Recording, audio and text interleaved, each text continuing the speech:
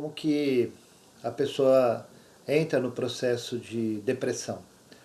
E eu queria, de forma, claro, simples, muito respeitosa também, por aquelas pessoas que estão passando e vivendo o processo da depressão.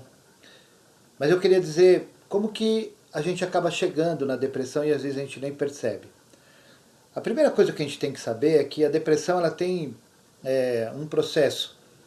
E não que todas as pessoas funcionem assim, mas aquelas que eu ando observando, principalmente na minha clínica diária, aquelas pessoas que me rodeiam, eu tenho percebido que antes da pessoa chegar à depressão em si, ela passa por duas fases que eu queria falar com você. A primeira fase, que eu chamo de estresse.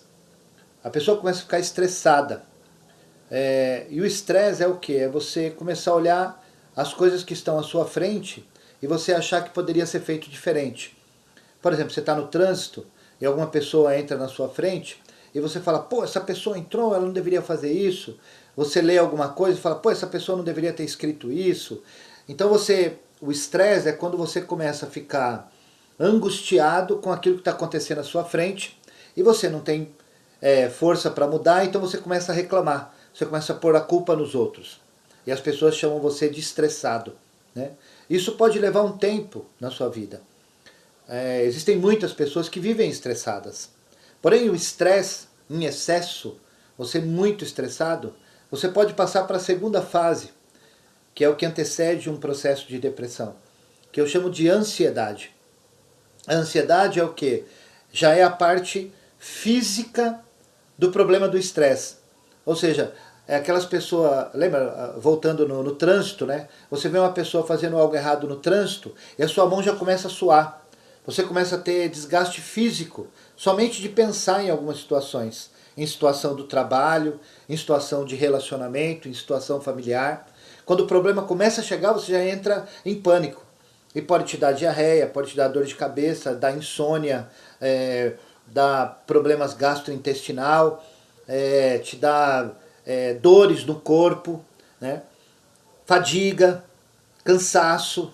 Então você começa estressando, olhando as coisas que estão acontecendo, você vai ficando nervoso, e depois você entra na ansiedade, e é um processo contínuo, então eu me estresso, aí eu entro em ansiedade, e aí dentro de você, você tem uma porta que é só tua, e às vezes a ansiedade abre essa porta. E quando você abre essa porta, você pode cair em depressão. E aí a depressão, realmente você vai precisar de muita ajuda. Então o que antecede, isso, veja, eu não estou falando nenhum tipo de estudo, nem nada. É de avaliar as pessoas. Eu tenho percebido que antes das pessoas entrarem em depressão, elas primeiro se estressam, vivem um período estressante, e às vezes pode levar 1, 2, às vezes 3 anos, de muito estresse, reclamando dos outros, reclamando de tudo, não vendo solução nas coisas, reclama, reclama, reclama. Depois do estresse a pessoa entra em ansiedade, que aí já tem a ver com a parte física, você acaba tendo dores, sem saber, insônia, raivas, estresse, e aí você está na porta da depressão. Então a gente precisa entender isso, porque eu entendendo que se eu estiver muito estressado ou se eu estiver num processo de ansiedade, eu estou caminhando para uma depressão. Então eu preciso tomar cuidado. Né? E aí eu preciso dessas coisas que eu tenho falado bastante. Aquieta um pouco, silencia um pouco e diminua o ritmo. Porque quando eu me aquieto, quando eu me silencio e quando eu diminuo o ritmo da minha vida, eu diminuo o meu estresse e a minha ansiedade.